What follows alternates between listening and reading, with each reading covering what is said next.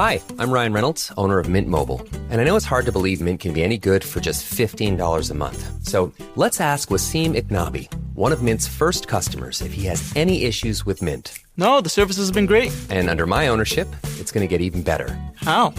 No clue. Still $15 a month though, right? Yep. To learn more and see our logo, go to mintmobile.com/Spotify. New activation and upfront payment for 3-month plan required. Taxes and fees extra. Additional restrictions apply. See mintmobile.com for full terms.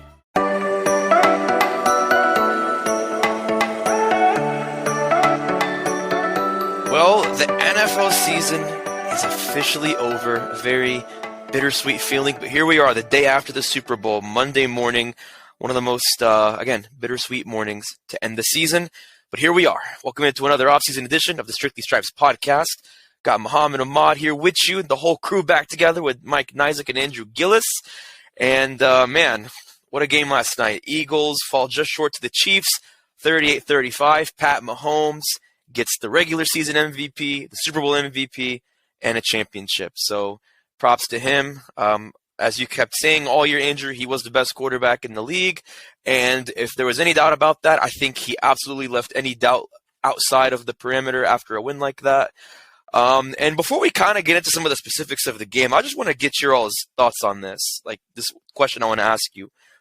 If you're looking at the second half of that game, which was obviously where the game really unfolded, do you think the Eagles just choked, or did Pat Mahomes just flex his MVP muscle? Which one would you say was more the case in the second half? I mean, Mahomes is the best player in the sport. The Chiefs were unstoppable in that second half. I think early on, the Eagles kind of missed their chance, and kind of like you mentioned, we're going to get into this a little bit, but I mean, when Mahomes was playing on a banged up ankle, he had to leave. Obviously, and he left with some pretty significant pain, it looked like, on as he got to the sideline. You're kind of wondering, what is he going to look like? And he did that. I don't want to speculate as to what percentage he was at, but he was not 100%.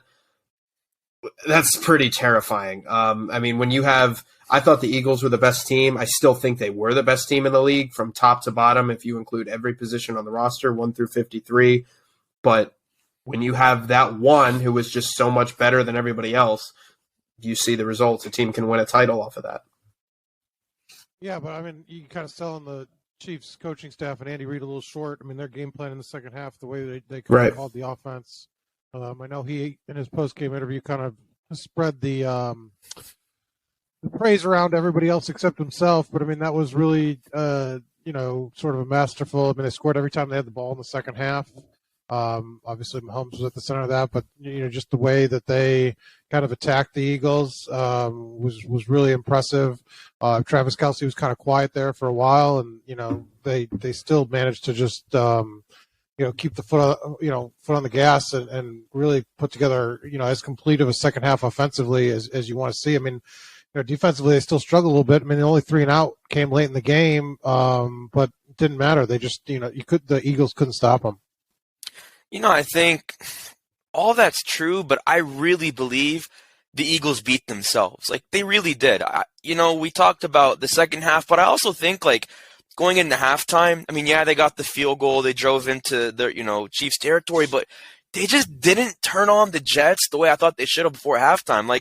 We know how Mahomes is. If you give Mahomes a deficit at any point in the game, even at halftime, he's going to make you pay. You have to play as far ahead as you can against someone like Patrick Mahomes.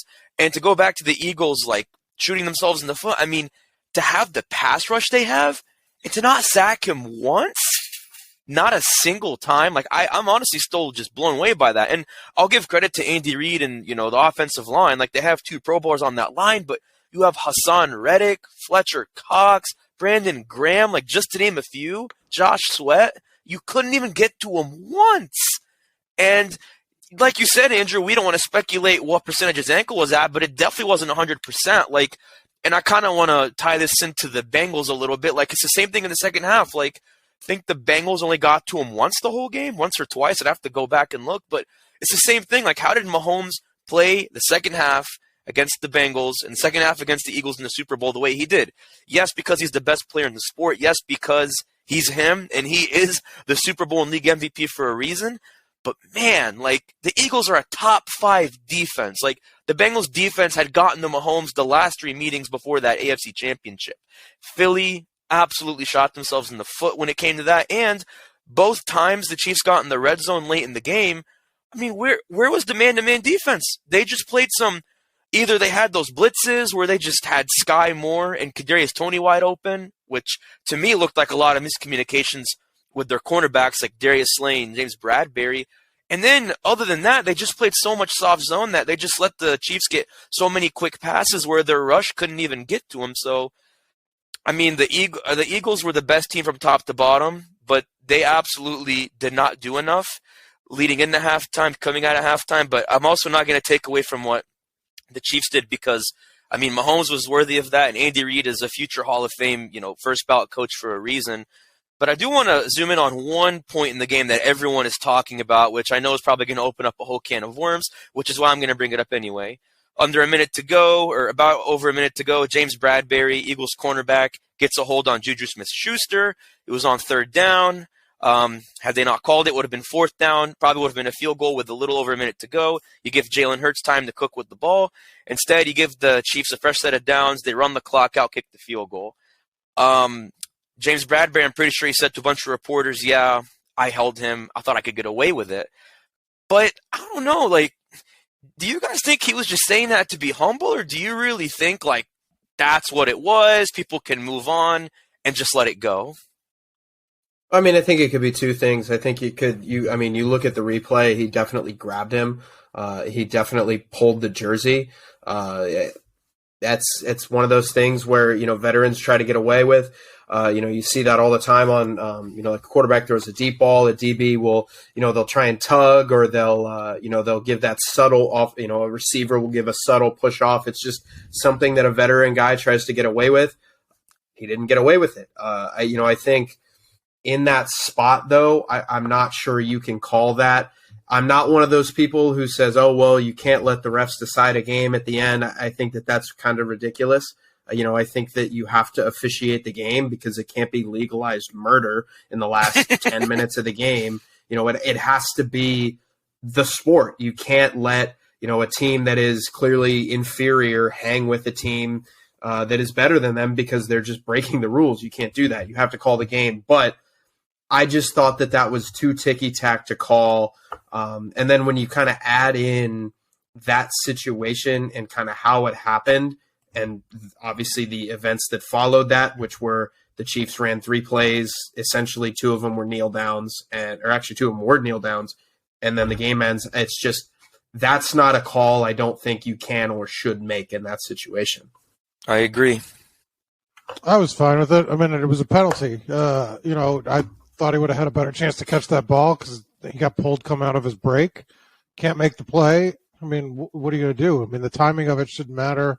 You got to call it. The Eagles could have just, not done that and been in a position to get the ball back. I mean, I know people were outraged, sort of it ruined the ending, but I mean, who's to say it would have been any different? The Eagles could have just, turned it over on downs, or turned it over, or you never know. So it just impacted his ability to make the play. And Mahomes saw it. He was pointing at it right after the play and threw it that direction just because he thought it was a penalty. So he forced their hand, and the officials, can't get caught up in sort of the time on the clock. They just got to make the call that, they see. Yeah, I mean, like Andrew said, like, referees aren't there to ref from the first quarter to the last 2 minutes. Like, they're there from start to finish.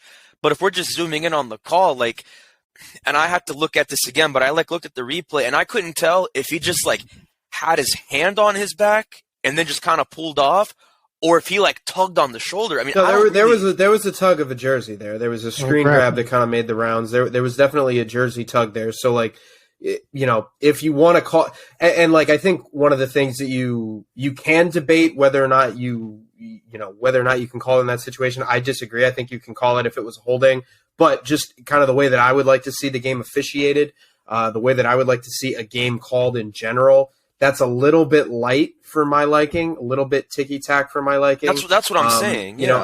I'm not saying that if you're going to call the game tight and you're calling the game tight for 60 minutes, then I'm okay with that being a penalty. If he tackled the guy, that's a penalty. But for me, I look at that play and I wouldn't have called that in that situation. And look, I know it's easier said than done. I mean, refereeing. I mean, I think there's some. There's a lot of questions that people are going to ask this summer, but it's a hard job. But so it's a lot easier said than done for sure.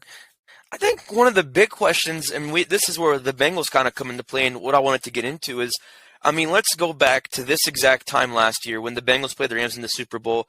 It was about the same timing, under 2 minutes left in the game, out of the 2-minute warning. Rams had a 3rd and goal in their own red zone, just like the Chiefs did. Logan Wilson, Bengals linebacker, defensive pass from Cooper Kupp. And I don't know if that was as ticky-tacky, but it was ticky-tacky enough where he had his hands supposedly on Kupp, and it was called a hold. And it just makes you wonder, like, two very eerily similar situations, I think, is where people have questions of, like, same thing with that game. Like, that was not a tight game. Like, other than maybe a missed face mask from, T. Higgins on Jalen Ramsey, like, there was really no missed calls or blatant penalties in that game that would have turned anyone's head. So it just makes you wonder, like, why is there no consistency? Like, why is the game not being called tight until, like, a minute and a half, 2 minutes to go? I don't know. I think that's where, like, I have some questions. I think a lot of people have some questions. I know there was a pool report where they pretty much justified the holding penalty. But I don't know. I'm with you, Andrew. I think, if you're going to call it, but keep it consistent from start to finish. Because in defense of the Chiefs, there was one play where Bradbury, it was on a 3rd down, I think, in the first half, where it looked like he almost had a PI on Juju Smith-Schuster, and it wasn't called. And Juju was, like, visibly saying, where's the flag? Where's the call? So you can maybe counter with that. But to kind of spin this forward, I mean, we talked about how Mahomes was so dominant, how Andy Reid and Eric Bieniemy, Steve Spagnuolo just drew up a lot of plans. I mean, I didn't talk about how, as much as Jalen Hurts, did what he did, they still did well enough to where, like, they couldn't take the lead, late in the game. So, a lot of praise to go around for all those coaches. But, like, if you're the Bengals, you're watching the Chiefs doing what they did, what can you, I guess, appreciate about that? And what can you maybe learn from that as the Bengals try to go back to another AFC title game and try to get back to the Super Bowl next year, as the road honestly probably goes through Kansas City again? Well, I mean, they've learned a lot. I mean, he drafted a franchise quarterback like the Chiefs did. So, I mean, that's really the lessons, 1 through 5, I mean, I guess. I mean, if you have one of the best quarterbacks in the league, you're going to be there. I don't know. What else you take away from it? I think that the Chiefs are they have a generational player, and the Bengals might have one as well. So mission accomplished. Yeah, I mean, if you want to call Burrow a generational player, that's fine. But I still wouldn't put Mahomes and Burrow in the same bucket. Mahomes is just so much better. I mean, last night the Chiefs had 21 first downs on 53 offensive plays. That's ridiculous. That's filthy. For comparison's sake, the Eagles had 25 first downs on 72 plays. So 19 more plays, 4 more first downs. Like, Mahomes, through the course of his career, you can look at some advanced stats in terms of EPA. He's one of the best quarterbacks in the league, like, ever. If you want to compare some stretches that he's had, you look at what he's done in terms of his accolades at this point, the Super Bowls, the Players of the Year, the MVPs, all that kind of stuff. Burrow's just so terrifyingly good. And this was the year, I wrote about this today. This was the first year where Patrick Mahomes was on a deal that was not a rookie deal, that was actually kind of commiserate with kind of what his value is. He was getting 17% of the cap, just over it. Now, I mean, next year it's going to go up a little bit, but like, this was, Mahomes and the Chiefs were supposed to be, this was the team where, okay, like, this is the year it gets tough. And you kind of look at their receiving core, and it did get tough. They have Juju Smith-Schuster. They traded for Kadarius Toney. You draft Sky Moore. None of those guys really strike fear into your heart. Yes, they have Travis Kelce still, but this was supposed to be the team that was, that was it. This was supposed to be, okay, now it gets tougher for Mahomes. And Jalen Hurts made one mistake and they scored 35 points and they lost. Joe Burrow and the Bengals made 2, 3, 4 mistakes at the end of a game and they lost. You can't make mistakes against Patrick Mahomes. You're going to lose. And that's terrifying to look at if you're the rest of the AFC for the next, decade. It's really going to be really tough for these guys right now. Well, just because Mahomes is the best player in the league doesn't mean that Joe Burrow can be one of the top 3 quarterbacks for the next decade. I mean, just because he's not right there doesn't mean it's all he's good enough to set them up to be a contender, like he said, for his entire career, and that is a different set of quarterbacks. There's only probably a handful of them in the league that would be able to make that argument, and I think Burrow's one of them. Oh, and not for nothing, he hasn't had really a full offseason to a normal offseason yet in his career, and he's done what he's done. So, he's very young still too. So, I mean, he could get better, and he could be that kind of quarterback that Mahomes is. But even if he doesn't, because obviously the dual threat of it all is never going to probably match, but he's still right there. Yeah.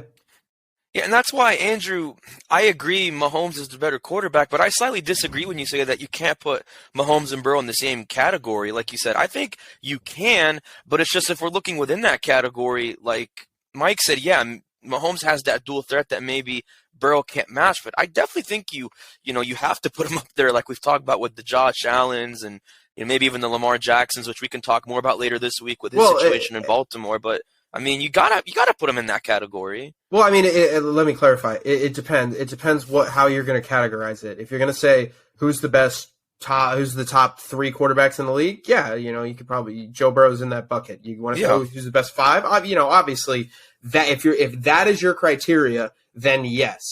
But it's a little bit. You have to think of it, I guess, a little bit like the college football rankings, where the difference between the second team in the country and the third team in the country or the fourth team in the country sometimes can be pretty significant.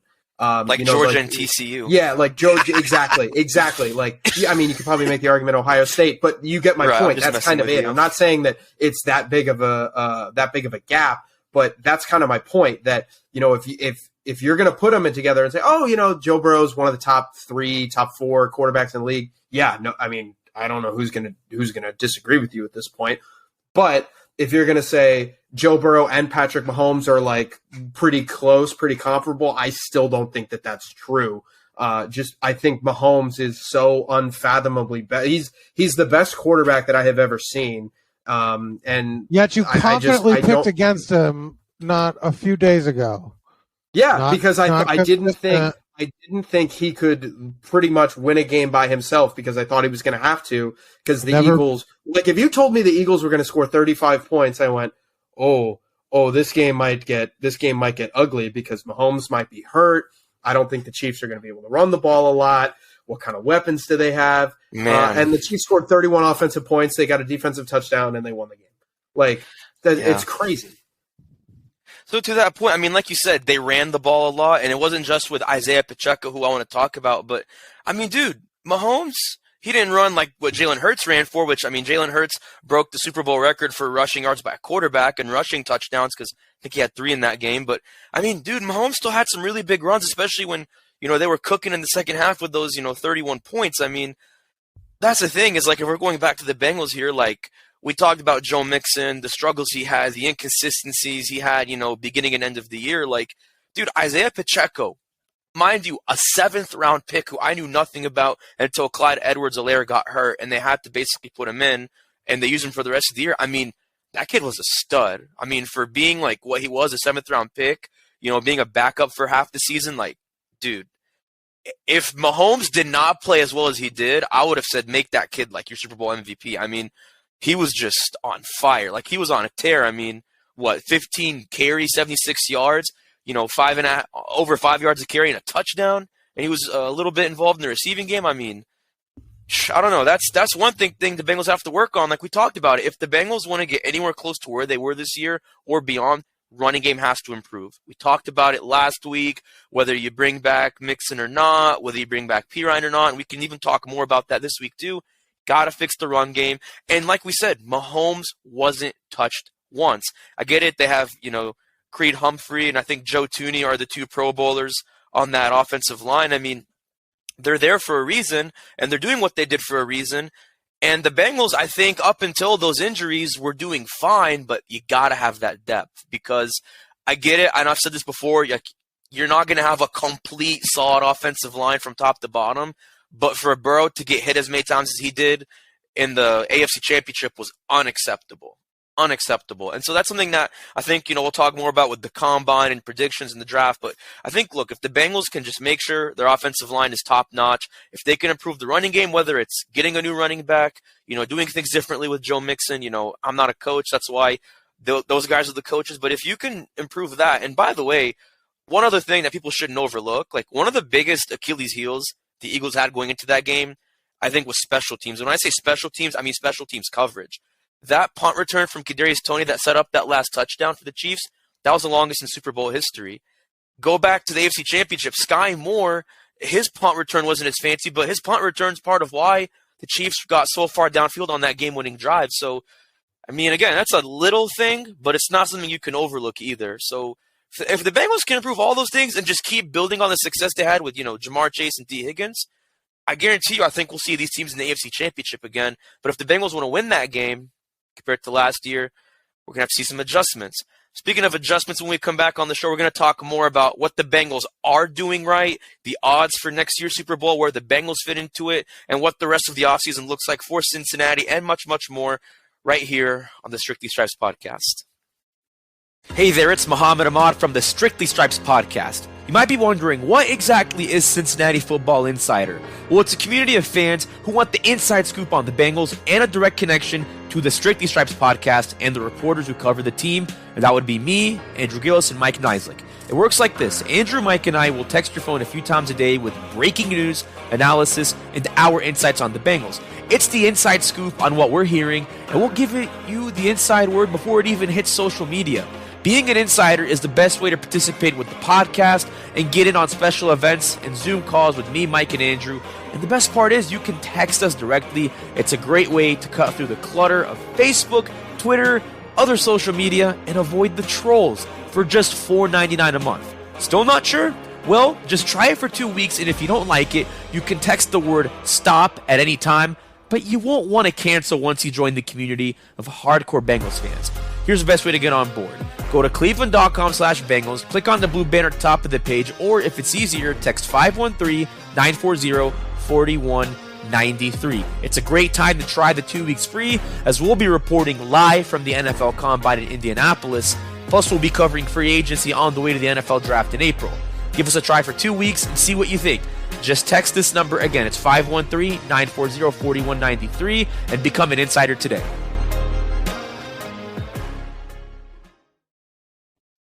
And thanks for staying with us on the Strictly Stripes podcast. So, looking at the super duper early odds for next year's Super Bowl, of course, the Chiefs are the favorite for next year. Right behind them are the Buffalo Bills. Then you got the San Francisco 49ers. Then you got the Eagles, who just played in the big game. And then you got the Bengals at plus 900 with the fifth best odds. Some people have them with the fourth best odds. So you got the Bengals at the number 4-5 spot in terms of odds for next year. I mean, I agree with that. Like, do you guys agree with that? I looked at it and I was like, yeah, I don't know if I like where the Bills and 49ers are, but I think the Bengals are in a good spot, at least compared to last year. They were I think they were number 10 after the Super Bowl last year. So clearly I think they've gotten a little more attention from Vegas, but I'd say I agree with those. You guys agree with that? Yeah, I mean, I think it's fair. You kind of look at the Chiefs have to be the favorites. I don't see a conceivable world in which they're not. The Bills Bengals were always going to be close. I got no problem with that. Yet there are some books that have the Bengals as higher or better odds than the Bills to win a title. Eagles and 49ers are going to be up there in the NFC as well. I mean, the 49ers just made a conference championship game with Brock Purdy. Like, imagine what's going to happen when, Jimmy Garoppolo comes back and you kind of get some veteran stuff in there. Does he come back? we'll see. Like, does Jimmy G come back? Do they opt to go with Trey Lance? And haven't they already said that Jimmy G's not coming back? Have they said that? That's what I heard. All right, well, so then they go with Trey Lance. So they, maybe they go with, so Trey Lance is their guy then, I guess. But I mean, if he can turn into something fun, I mean, last year the 49ers, they started 5 quarterbacks, I think it was, or they played 5 quarterbacks throughout the year. It was pretty ridiculous. So like if the 49ers get any kind of stability at quarterback with Kyle Shanahan and that defense, they're going to be really good. So, I mean, it's about what you would expect. I figured the Chiefs would be 1, and then you could really kind of convince me of Cincinnati, Buffalo, Philly, San Fran, any one of those teams 2-5, I'd be cool with. I think the Bengals it's all pretty close. I mean, it's bunched up. The Bengals, plus 900. I mean, what I was looking at, San Francisco and Buffalo are about plus 600, 650. So Bengals aren't far off in that conversation. Obviously the NFC favorite. I think it's fair to probably put them second. The Bills. I think the Bills and Bengals should be interchangeable. But obviously people still high on the Bills, still from last season. So we'll see. I mean, top 5, I feel like is right where they should be, and under plus 1,000 is probably, I think, makes, is a respectable number for them. Yeah. I mean, like I said, we agree with number 1. I think we agree with where the Bengals are. I just don't know how I feel about the Bills being number 2. I think they're more of a number 3 team, but like it even makes a difference at this point. I mean, we just came right off of the Super Bowl. I mean, we haven't gone through free agency or, the rest of the offseason, so what do I know? But, yeah, I'd say right off the bat that's not bad. But, another thing with the Bengals I don't want to overlook here, and actually this kind of ties into the Super Bowl as well, Jonathan Gannon, Eagles defensive coordinator, he was interviewing or has interviewed already at the time we're taping this podcast with the Arizona Cardinals for their head coaching job, which it's only fitting because obviously the Super Bowl was in Phoenix/Glendale. So they talked to him today if they haven't already. But as we've been talking about, Lou Anarumo is also a finalist for that job, which makes me think if they've already talked to Anarumo, and they've talked to him twice, by the way. They had the second interview last Friday. I mean, obviously they had to wait to talk to Gannon now because, the Super Bowl and everything. He had to focus on that. So I don't know. Do you think, like, at this point, like, they were just buying time to, get the interview for Gannon and then give it to him? Or do you think there's still a chance that, like, maybe there's something they like better with Lou Anarumo and they give him the job? What do you guys think is going to happen with that, if you had to guess? I think it's interesting.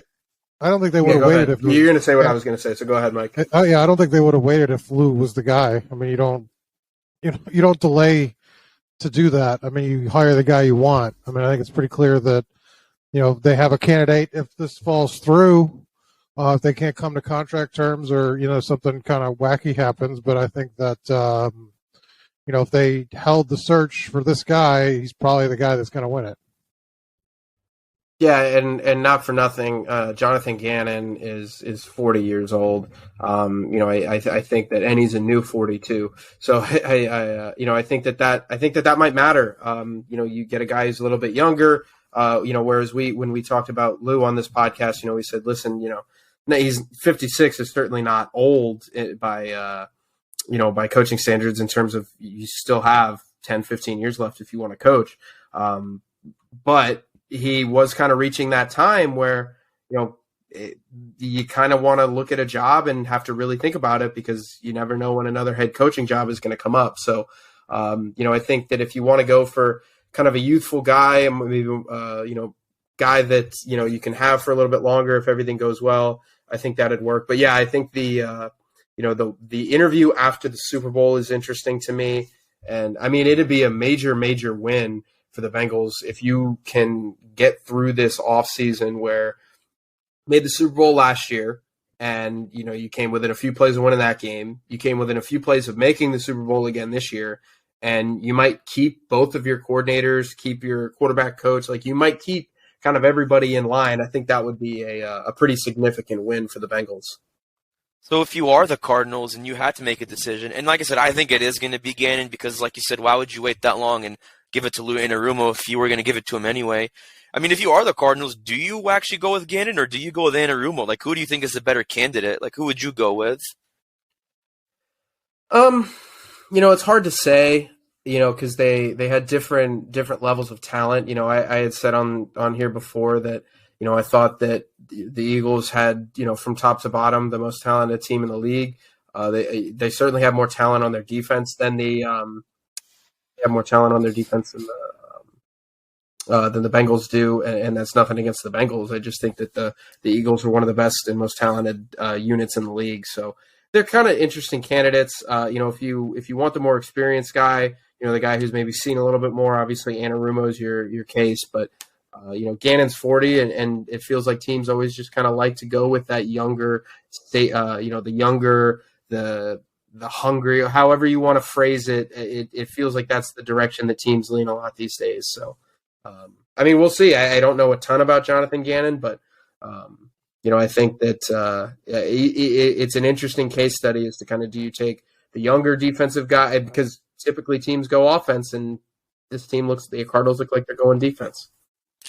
Yeah, I think it's a bizarre situation either way. I think that when you've given your franchise over to Kyler Murray and the last coach lost his job because he couldn't connect with them, you obviously make a defensive hire. That makes no sense to me. So, it's strange. I think if you're Lou, you probably want that head coaching job, but, I think when he looks back on it, especially if the Bengals can win a Super Bowl, he'll be happy that, it turned out the way it did. I don't know, honestly. By the way, here's an interesting thing about John again before I say what I'm going to say, but the first 4 years of his career after playing at Louisville, where he had a season or career-ending injury actually when he played at Louisville as a wide receiver, he was an assistant for Bobby Petrino, student and grad assistant for 3 years, followed him to Atlanta when Petrino was only there for like 10 months, was a defensive quality control coach. Then he was a scout for a couple years for the Rams, and then he coached with the Titans, Vikings, and Colts as a DB's coach before coming to the Eagles. So he's young. He's definitely, if you took a team like that to the Super Bowl with the depth they had, very talented and experienced, but I'd say you go with Anarumo, which, for the record, I think it is strange that it came down to those two. No disrespect to either of them because of the optics of their situation, but Anarumo's seen more, he's learned more, he's done more. 56 is not old for coaching standards because, a lot of coaches have been hired at that age. Like, this is probably a silly example, but Andy Reid went over to the Chiefs when he was 55. So, if we're worried about age here, I don't think Lou Anarumo's worried about age, and I don't think anybody should be. But here's the thing with the quarterback, though, and maybe I'm just being a weirdo when I say this, but, think about it. Like, Lou Anarumo sees what Joe Burrow's capable of. He's with him on a day-to-day basis. Like, he's told us he's glad he doesn't have to plan against a guy like that. But he knows the strengths of a guy like Burrow. He knows the strengths of a Patrick Mahomes and a Josh Allen and all these quarterbacks that are on his hit list that he's basically dealt with, the last 2-3 years as a defensive coordinator. So I think he can reverse engineer that with Kyler, potentially. I think can reverse engineer that and play into those strengths and see, okay, what can Kyler do right? What is he not doing enough of? And how can I discipline him to be that guy that the Cardinals drafted him number 1 overall to be for all that money?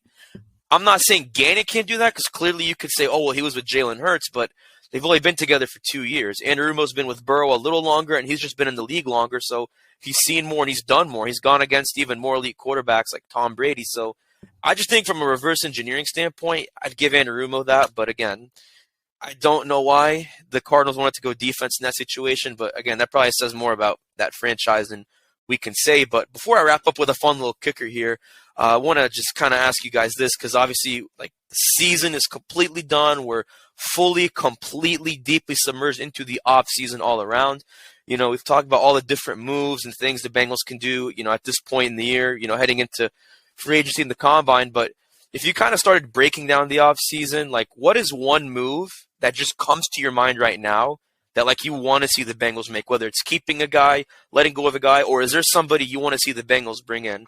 Is there anybody that comes to mind just off the whim? I don't frame it like that because I mean, whatever the Bengals do, they do. I mean, I mean, you kind of well, pretend you're Duke Tobin. You're making right, the but I moves mean, here. I think I would view it as like what would be a smart move as opposed to what I don't want them to do. I don't, it's not my personal sort of desire. I'm not having nothing. No investment in it. In terms of like what it's you're covering it, and I view it differently. Sure, I understand. I think if you're the Bengals, the to-do list is signing Joe Burrow to an extension, and you don't do anything else until you have that done. I think that dictates everything else you're going to do, in terms of cap space, in terms of players you want to keep, in terms of free agents you want to sign. How much discount is he willing to give you? I think all those questions sort of trump anything else that you can do, and you can't really. I don't think it would be responsible to do anything else if you're content on signing him now versus waiting. I mean, I think there's something to be said about trying to get one more year on that rookie deal and what you could do with that money, but I think they want to reward a guy like Burrow and keep him happy. So if that's the case, I think that's the priority, star, check mark, whatever you want to say. Yeah, Mike kind of stole a little bit of my thunder there. That was kind of what I was going to say. I think, while Burrow's not making. That's always what I'm trying to do. That's my only goal. So you're here, so you didn't bet enough to become an oil baron. Yeah, we're not gonna talk about that. Oil tycoon. Yeah, remember we're using that word now. It's did not. I mean, we were done. 7-3 was over. What, like 6 minutes into the game? Whenever the Kelsey touchdown was, that went away pretty quickly. So sadly we're still here. Sadly I'm still here. I mean, listen, like I understand. Like, listen, I like talking about football. I like writing about football. But what else is really neat? Drinking a beer on the beach in the Bahamas. That would be cool. Really. But anyway, I think one of the things that, like Mike said, was you've got to kind of capitalize on this now. You can't necessarily look ahead to the future because who knows what's going to make. I mean, obviously you have to get Burrow under wraps, and then once you figure that out, then everything else can kind of fall into place. But one of the things that I'm curious to see is if they try to upgrade at tackle. I think that would be kind of a smart, savvy move to make because you don't know what La'el Collins' health is right now. Or, I mean, maybe they do and we don't. But it's who knows what he's going to be when he comes back. Jonah Williams is entering a contract year. You're going to need and look what happened at the end of the year when you have two tackles get hurt. You're going to need some kind of plan for 2024. And I think that this would be a nice offseason to kind of add that. I mean, if they add a first-round tackle this year, you're not going to hear any complaining from me. You're not going to hear any saying, I don't know about this. Same I don't here. like this move. I don't think this was smart. I think that adding an offensive lineman specifically at tackle would be a nice move, and I think that would really kind of go a long way into keeping Joe Burrow upright and maybe giving him an extra second to go win an AFC Championship game. Yeah, I like that. I think to kind of bounce off what Mike said, I mean, the priority is obviously Joe Burrow. He's the face of your franchise. He's the centerpiece of everything involving the Bengals world. But I think if there's anything else you can do off of that, I would say make sure you extend T. Higgins. I know it's going to be tough, especially because of, how the Bengals aren't in a big, massive market where they have the big dollars like that. But they have, the fourth most cap space in the league. They both want to be together, and so does Jamar Chase. I think the cards will fall when they may after that. But I think if you can prioritize those two things, signing Burrow, signing Higgins, maybe the rest of the chess pieces sort themselves out in free agency in the draft. But I think those are two imperative things you have to do. We're definitely, I think, going to see Burrow get extended. Higgins is a toss-up, but I think it's leaning more in the direction of him getting signed. And we talked about it, at least me and Mike did last week on the pod. I mean, it really seems like they're all in the same vacuum together and they want to get this done. So if everyone can get what they want, then the Bengals will be happy, they'll be happy, and they will build on all the advice we just gave them the last half hour. But the most pressing, important question I have to ask you guys before we wrap up: who should and will do the Super Bowl halftime show next year? wants to go first? I can go first if you want to think about it. Yeah, please go first, because I have no idea. Laugh at me and mock me all you want, but honestly, and I'm saying this as someone who's not really all into that music, who hasn't been into music since college, but I'd like to see Taylor Swift do the halftime show next year. Andrew, don't put your hand on your face like Taylor that. Taylor Swift is really good.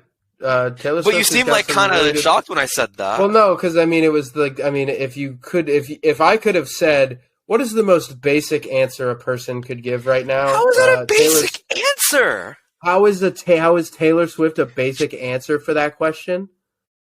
I mean, I'm surprised she hasn't done a halftime show by this point. I'm actually very surprised. I was surprised Rihanna didn't until this year too. But like, I guarantee you Google like who should perform the 2024 halftime show. I did Taylor not. Swift is the first person. I did not. I literally thought about it last night. I was like, if Rihanna just did it, and she's about the same age as Taylor Swift, because I think Rihanna's a year older.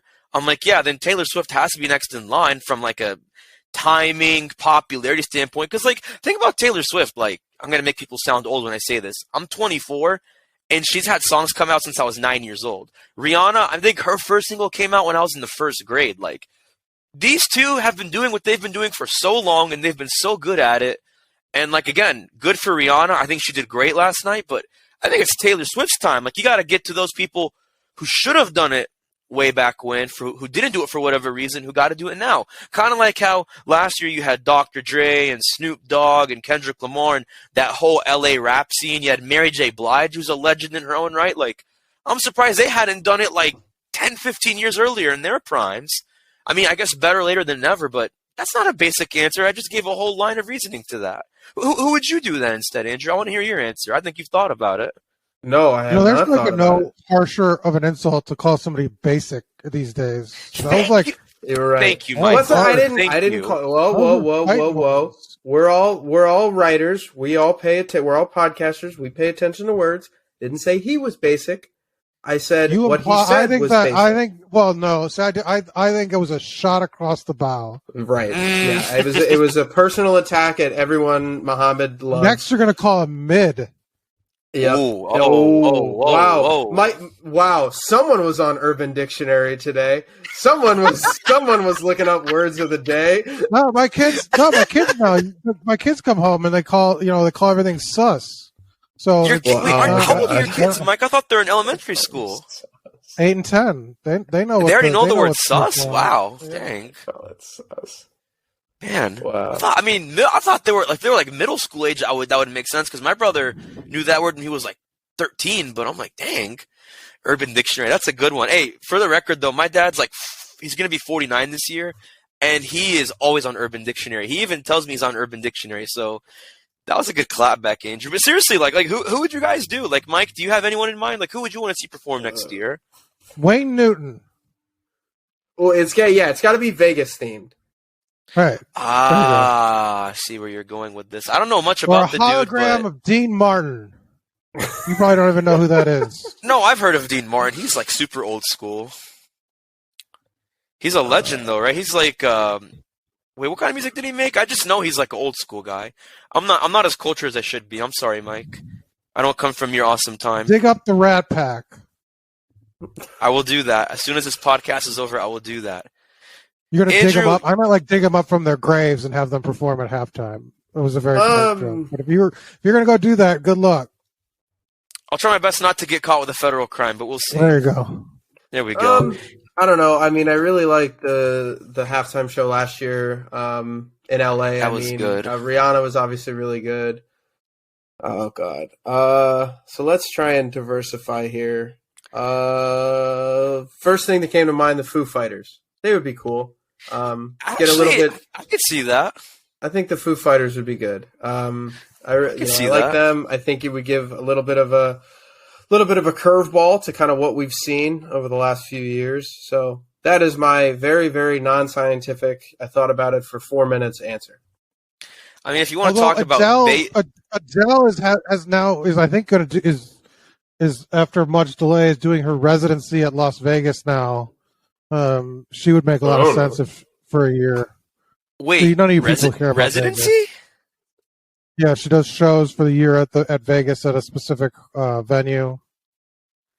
Oh, he said residency. I thought you meant like medical residency. I was like, wait, Adele's a doctor? Yeah, now? she's getting her doctorate in at Las Vegas. That's what that means. That's I was about correct. to say UNLV has like a med program for singers. Like that's so dope. Yes. I don't know if you want to talk about basic though, Andrew. I think the more basic answer than Taylor Swift would have been Drake. That would have been more basic, and I think he'd be a good one too. I wouldn't hate Drake. Yeah, I wouldn't hate Drake. I wouldn't either, but I'm saying That'd like be a good one. that seems more basic to me than someone like Taylor Swift. But to each their own, You're just right? trying to, he can't take it back. He said what he said. He thinks you're basic. Right. That's what I'm saying. I'm just trying to reiterate that. There's no return from that. So I mean, whatever the show is, it's going to be really good because, like, if you've ever seen a Vegas Golden Knights like pregame show that they do before their hockey games, and I'm sure that I've seen a little bit of stuff from like the Raiders.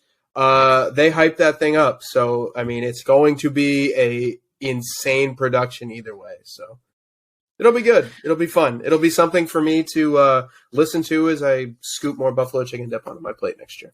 What or if maybe the we'll Bengals be are there. in it, Who though? knows? Yeah, who knows? We might be there. Maybe we'll be there. So you said the Bengals aren't going to be in the Super Bowl next year. He's already predicting it. Sure. I'm just kidding. The odds are that they're not going to make it. They have a 1 in 16 chance to make it.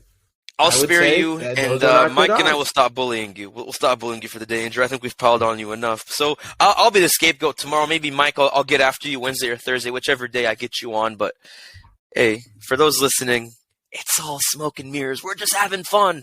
Well, stay tuned because tomorrow we're going to have even more fun laying out the path for the Bengals offseason, maybe other decisions, hint, hint, Lamar Jackson, that would play a big role in shaping the AFC North and much, much more. But for myself, Mike Neislick, and Andrew Gillis, I'm Muhammad Ahmad. Thanks for tuning in. We'll see you Tuesday.